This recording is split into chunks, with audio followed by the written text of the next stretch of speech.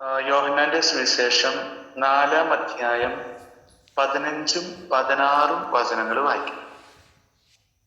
അപ്പോൾ അവൾ പറഞ്ഞു, ആ ജലം എനിക്ക് തരിക, മേലെനിക്ക് ദാഹിക്കുകയില്ല ഇല്ലല്ലോ, വെള്ളം കോരാ ഞാൻ ഇവിടെ വരികയും വേണ്ടല്ലോ.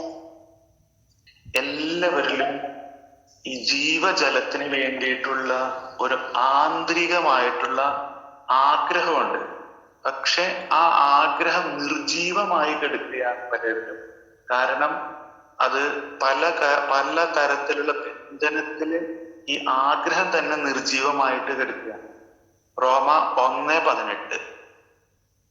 മനുഷ്യരുടെ സകല ദുഷ്ടതയ്ക്കും അനീതിക്കുമെതിരായി ദൈവത്തിന്റെ ക്രോധം ആകാശം അവർ തങ്ങളുടെ അനീതിയിൽ സത്യത്തെ തളച്ചു. 2 തെസ്സലോനിക്ക 2:10-11. എല്ലാ ശക്തികളോടും വ്യാജമായ അടയാളങ്ങളോടും അത്ഭുതങ്ങളോടും സത്യത്തെ സ്നേഹിക്കാനും അങ്ങനെ രക്ഷ പ്രാപിക്കാനും വിമുഖത കാണിക്കിയാൽ നശിച്ചു പോകുന്നവരെ വഞ്ചിക്കുന്ന അനീതിയോടുകൂടെ ആയിരിക്കും. അതിനാൽ വ്യാജമായതിനെ വിശ്വസിക്കാൻ പ്രേരിപ്പിക്കുന്ന ഒരു മിഥ്യാബോധം ദൈവം അവരിൽ ഉണർത്തും. ഈ അസത്യത്തില് ബന്ധിച്ച് കിടക്കുമ്പോൾ കടന്നു വരുന്ന ഒരു കാര്യമാണ് മിഥ്യാബോധം. മിഥ്യാബോധം ഇന്നത്തെ കാലഘട്ടത്തില് ഒരു എല്ലാ തരത്തിലുള്ള ന്യൂ ഏജ് പ്രാക്ടീസസ് എന്ന് പറയും. ഇപ്പൊ എന്താണ് ഈ ന്യൂ ഏജ് പ്രാക്ടീസസ്? ഈ ന്യൂ ഏജ് പ്രാക്ടീസസ് പലതും ജീവജല പോലെ കാണുന്നതായിരിക്കും. മനുഷ്യൻ അതിനെ അന്വേഷിക്കുന്നത് വിവേചനം ഇല്ലാത്തതുകൊണ്ടാണ്. ഇതെല്ലാം ഒരു മിഥ്യാബോധത്തിലാണ്. ഇതെല്ലാം ജീവജലം, അതായത് സത്യമുണ്ടെന്ന് വിചാരിച്ചിട്ടാണ് ഇത്തരെല്ലാം കാര്യങ്ങള് പ്രാക്ടീസസിലേക്ക് പോകുന്നത്. പക്ഷേ അത് മനുഷ്യനെ അറിയാതെ ഒരു ജ്ഞാനവാദത്തിലേക്ക്, ഇതിന്റെ ഈ ന്യൂ ഏജ് പ്രാക്ടീസസിനെല്ലാം ഉള്ളത് അതിന്റെ വേര് എടുക്കുന്ന ജ്ഞാനവാദം മാത്രമാണ്. ഇത് മനുഷ്യനെ അസത്യത്തിൽ ബന്ധിച്ചിടും, അങ്ങനെ മിഥ്യാബോധം നൽകും. അങ്ങനെ അവരിലെ ആത്മാവിനെ അന്വേഷിച്ചു പോകുന്ന വ്യക്തികൾ ജഡത്തിൽ ചെന്ന് അവസാനിക്കും. ഗലാത്യ 3:3. ആത്മാവിൽ ആരംഭിച്ചിട്ട് ഇപ്പോൾ ശരീരത്തിൽ അവസാനിപ്പിക്കുവാൻ മാത്രം പോഷന്മാരാണോ നിങ്ങൾ? കൊളോസസ് 2:23. തീവ്രമായ ഭക്തിയും ആത്മനിന്ദയും ആത്മപീഡനവും പ്രോത്സാഹിപ്പിക്കുന്നതിനാൽ വിജ്ഞാനത്തിന്റെ പ്രതീതി ഇവയിൽ അനുഭവപ്പെടും. എന്നാൽ ജഡാഭിലാഷങ്ങളെ നിയന്ത്രിക്കുന്ന കാര്യത്തിൽ ഇവയ്ക്ക് യാതൊരു മൂല്യവുമില്ല. ഈ ന്യൂ ഏജില് വരുന്ന മൂമെന്റിൽ വരുന്ന എല്ലാം ഈ ജ്ഞാനവാദങ്ങള് എല്ലാ തലങ്ങളിലും ഇന്ന് കടന്നുകൂടിയിട്ടുണ്ട്. അത് മ്യൂസിക്കിലാകാം, അതായത് സംഗീതത്തിലായിരിക്കാം, സിനിമയിലായിരിക്കാം, സെമിനാറുകളിലായിരിക്കാം, വർക്ക്ഷോപ്സുകളുണ്ട്, ഇങ്ങനെ പല പരിപാടികളുടെ അതിലായിരിക്കാം, ചില ധ്യാനങ്ങളുണ്ട്, ചില തെറാപ്പികളുണ്ട്. ഇത് നമ്മള് എങ്ങനെയാണ് തിരിച്ചറിയാം ഇത്തരം ആൾക്കാരെ? ഇതിൽ ഒരു വാക്ക്, ഈ ഇത്തരം ആൾക്കാരിൽ നിന്ന് വരുന്ന ഒരു വാക്ക് എപ്പോഴും അവര് പോസിറ്റീവ് എനർജി, പോസിറ്റീവ് വൈബ്രേഷൻ, ഇത്തരം വാക്കുകളാണ് ഇവരിൽ നിന്ന് വരിക. ഒരിക്കലും പശ്ചാത്താപം എന്നുള്ള, യഥാർത്ഥ പശ്ചാത്താപം എന്നുള്ള വാക്ക് വരില്ല. അതിൽ നിന്ന് നമുക്ക് മനസ്സിലാക്കാൻ സാധിക്കും ഇവര് ഇത്തരം മൂവ്മെന്റ്സിന്റെ ആൾക്കാരാണെന്നുള്ളത്. നമുക്ക് വേണ്ടത് യഥാർത്ഥ പശ്ചാത്താപത്തിലേക്ക് നയിക്കുന്ന വ്യക്തികളാണ്. 2 കൊറിന്തോസ് 7:10. ദൈവഹിത പ്രകാരമുള്ള ദുഃഖം രക്ഷാകരമായ പശ്ചാത്താപം ജനിപ്പിക്കുന്നു. അതിൽ ഖേദത്തിന് അവകാശമില്ല. എന്നാൽ ലൗകികമായ ദുഃഖം മരണത്തിലേക്ക് നയിക്കുന്നു. റോമ 2:4. അതോ അവിടുത്തെ നിസ്സീമമായ കരുണയും സഹിഷ്ണുതയും ക്ഷമയും നീ നിസാരമാക്കുകയാണോ ചെയ്യുന്നത്? നിന്നെ അനുതാപത്തിലേക്ക് നയിക്കുകയാണ് ദൈവത്തിന്റെ കരുണയുടെ ലക്ഷ്യമെന്ന് നീ അറിയുന്നില്ലേ? ആയതിനാല് നമ്മൾ ഇടപെടുന്ന വ്യക്തികള്, പലതരം മൂവ്മെന്റുകള്, ധ്യാനങ്ങൾ പോലും വിവേചിക്കണം. 1 യോഹന്നാൻ 4:1. പ്രിയപ്പെട്ടവരെ, എല്ലാ ആത്മാക്കളെയും നിങ്ങൾ വിശ്വസിക്കരുത്. ആത്മാക്കളെ പരിശോധിച്ച് അവ ദൈവത്തിൽ നിന്നാണോ എന്ന് വിവേചിക്കുവിൻ. പല വ്യാജ പ്രവാചകന്മാരും ലോകത്തിലെങ്ങും പ്രത്യക്ഷപ്പെട്ടിരിക്കുന്നു. 1 തെസ്സലോനിക്ക 5:21.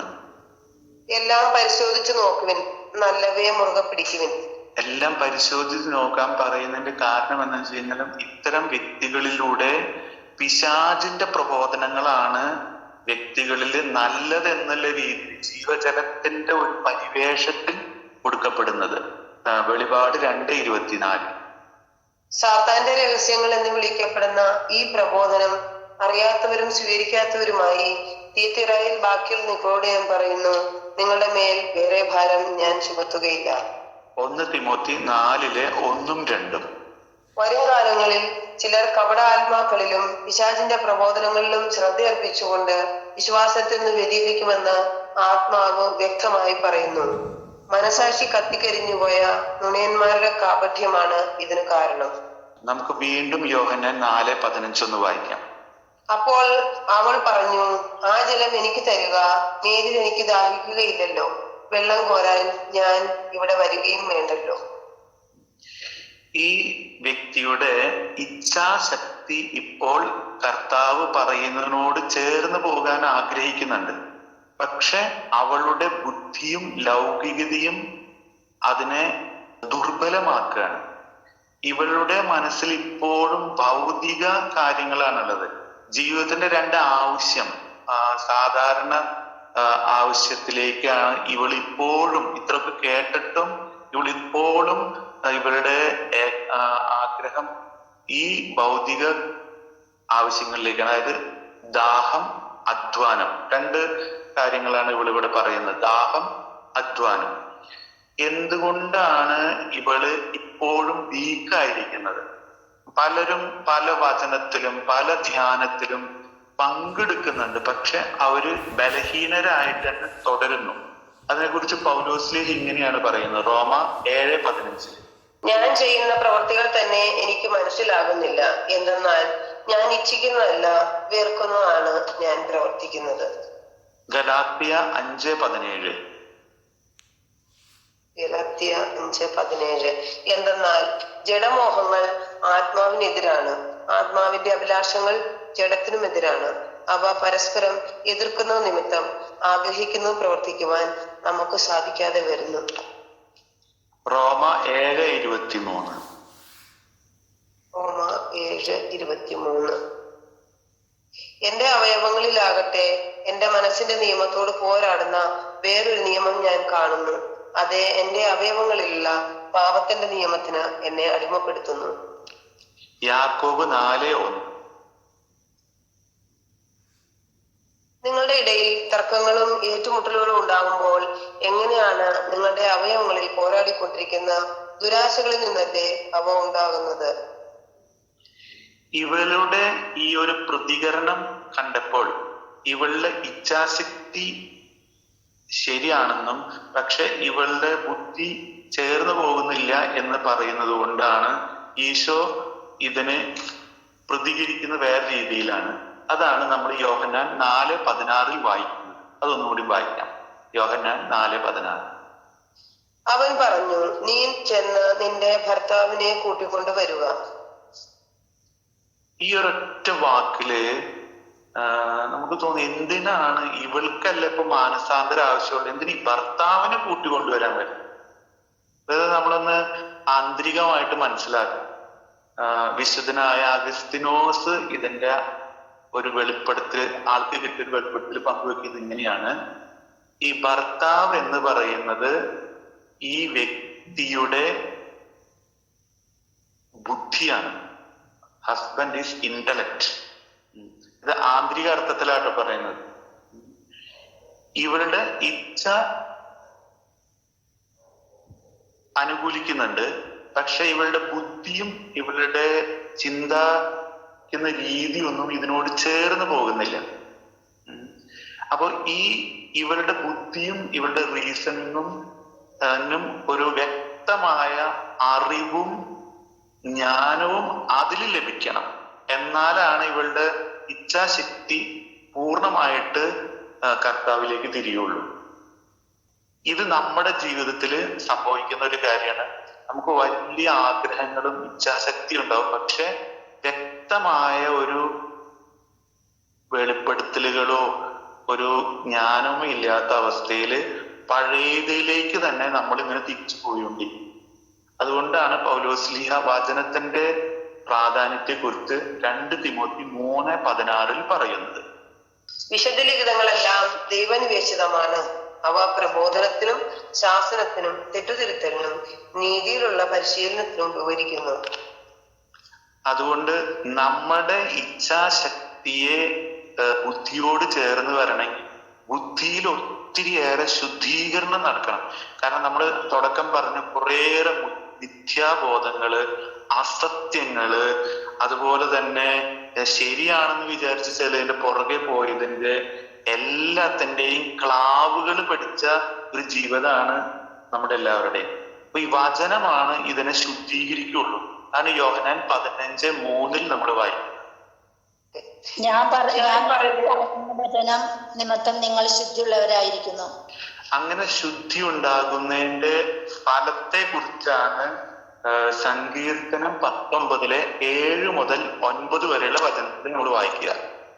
കർത്താവിന്റെ നിയമം അവികലമാണ്, അത് ആത്മാവിന് പുതുജീവൻ പകരുന്നു.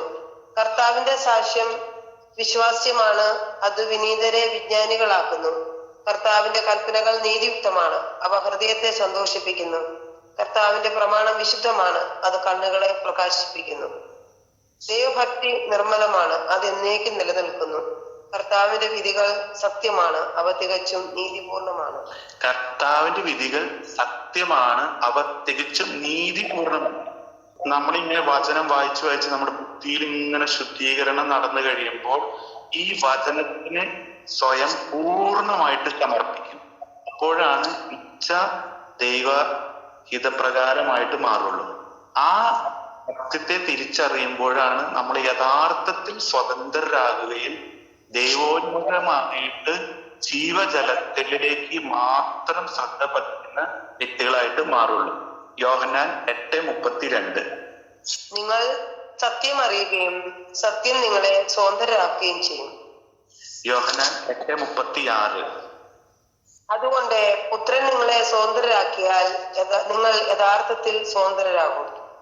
ഗലാത്യ 5:1. സ്വതന്ത്രതയിലേക്ക് ക്രിസ്തു നമ്മെ മോചിപ്പിച്ചു. അതുകൊണ്ട് നിങ്ങൾ സ്ഥിരതയോടെ നിൽക്കുവിൻ. അടിമത്തത്തിന്റെ നുഖത്തിന് ഇനിയും നിങ്ങൾ വിധേയരാകരുത്. Praise the Lord.